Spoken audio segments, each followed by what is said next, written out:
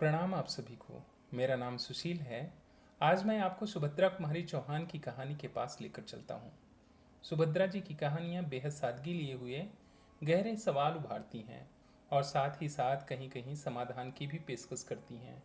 चलिए सुनाता हूँ उनकी कहानी जंबक की डिबिया। इस जंबक की डिबिया से मैंने एक मनुष्य का खून जो कर डाला है, इसलिए मैं इससे डरता हूँ। मैं जानता हूँ यही जंबक की डिबिया मेरी मौत का कारण होगी, प्रोफेसर साहब ने कहा और कुर्सी पर टिक गए। उसके बाद हम सभी लोगों ने उनसे पूछा, जंबक की डिबिया से मनुष्य की हत्या आखिर हो ही कैसे सकती है। सिगरेट बुझाकर एस्ट्रे पर फेंकते हुए प्रोफेसर साहब ने कहा, बात उन दिनों की है जब मैं बीए फाइनल में पढ़ता था। केठानी हमारे घर का पुराना नौकर था, बड़ा मेहनती, बड़ा ईमानदार। महीनों हमारी माँ जब घर से बाहर रहती, वह सारे घर की देखभाल रखता। एक तिनका भी कभी इधर से उधर न हुआ था।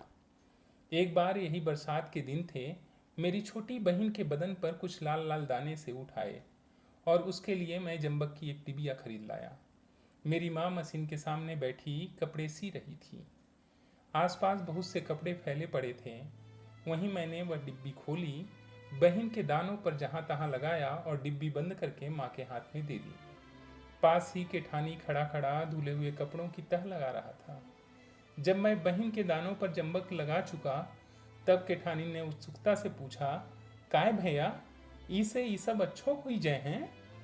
मैंने कहा, हाँ, खाज फोड़ा फुंसी जले कटे सब जगह यह दवा काम आती है। इसके बाद केठानी अपने काम में लग गया और मैं बाहर चला गया। शाम को जब मैं घूम कर लौटा तो देखा घर में एक अजीब प्रकार की चहल पहल है। माँ कह रही थी, बिना देखे किसी को कैसे कुछ कहा जा सकता है, कहाँ गई कौन जाने। बड़ी बहन कह रही थी, उसे छोड़कर और ले ही कौन सकता है, कल उसकी भावज आई थी ना। उसके लड़के के सिर में भी बहुत सी पुड़िया थी। पिताजी कह रहे थे कहीं महाराजी न ले गई हो। अखिल उससे कह रहा था, यह गोरे होने की दवा है, लड़के भी तो तुम्हारे सीधे नहीं हैं। पास ही बैठा अखिल पढ़ रहा था। पिताजी की बात में दिलचस्पी लेते हुए वह बोला, बापू महाराजिन तो सदा गोरे होने की ही फिक्र में रहती है। फिर मुझसे पूछा कि यह क्या है, सो हमने कह दिया कि गोरे होने की दवा है। केठानी अपनी कोठरी में रोटी बना रहा था।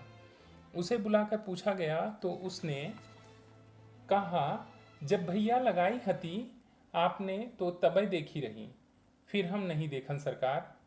मुझे क्रोध आ गया। बोला तो डिबिया पंख लगाकर उड़ गई। केठानी ने मेरी तरफ देखा, बोला, भैया।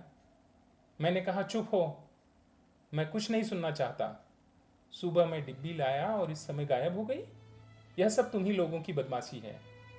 केठानी कुछ न बोला, चुपचाप वहीं खड़ा रहा और मैं कमरे में चला गया। वह माँ से कह रहा था, मालकिन चल के मोर कोठरी खोल देख लें। मैं क्या करी हूँ दवाई लई जाई के, फिर जौन चीज लागी मैं मांग न ली हूँ सरकार से। मैं कोट उतार रहा था, न जाने मुझे क्यों क्रोध आ गया और मैं कमरे से निकल आया और बोला, चले जाओ अपना हिसाब लेकर, हमें तुम्हारी जरूरत नहीं है।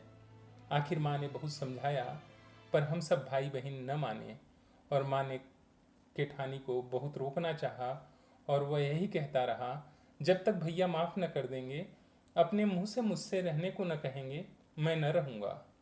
और न मैंने केठानी से रहने को कहा और न वह रहा। हमारे घर की नौकरी छोड़कर वह चला गया, पर घर के सब लोगों को वह प्यार करता था।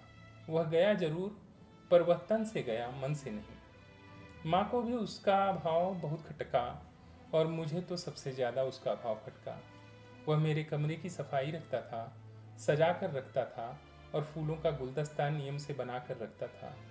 मेरी ज़रूरतें वह बिना बताए समझता था और पूरी करके रखता था।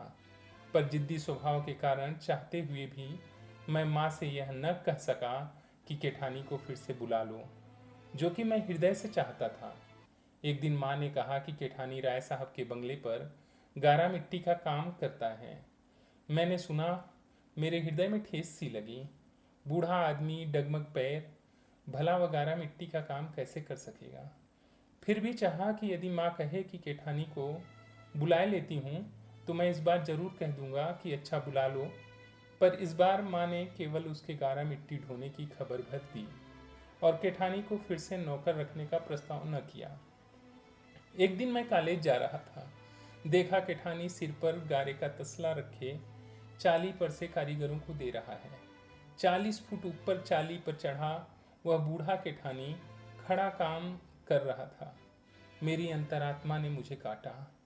यह सब मेरे कारण है और मैंने निश्चय कर लिया कि शाम को लौटकर माँ से कहूँगा कि अब केठानी को बुला लो। वह बहुत बूढ़ा और कमज़ोर हो चुका है। इतनी कड़ी सजा उसे न मिलनी चाहिए। दिन भर मुझे उसका ख्याल बना रहा। शाम जरा जल्दी लौटा। रास्ते पर ही राय साहब का घर था। मजदूरों में विशेष प्रकार की हलचल थी। सुना कि एक मजदूर चाली पर से गिरकर मर गया है। पास जाकर देखा, वह केठानी था। मेरा हृदय एक आदमी की हत्या के बोझ से बोझिल हो उठा। घर आकर माँ से सब कुछ कहा। माँ, उसके कफन के लिए कोई नया कपड़ा निकाल दो।